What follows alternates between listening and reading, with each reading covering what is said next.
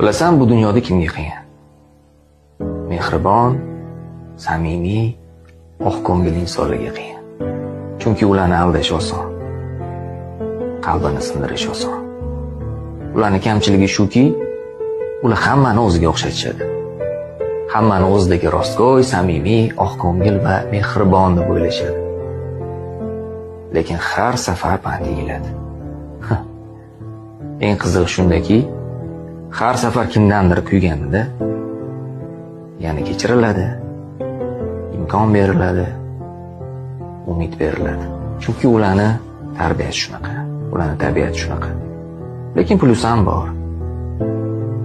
Bunaqa insonlar faqatgina bu dunyoda qiynalishadi.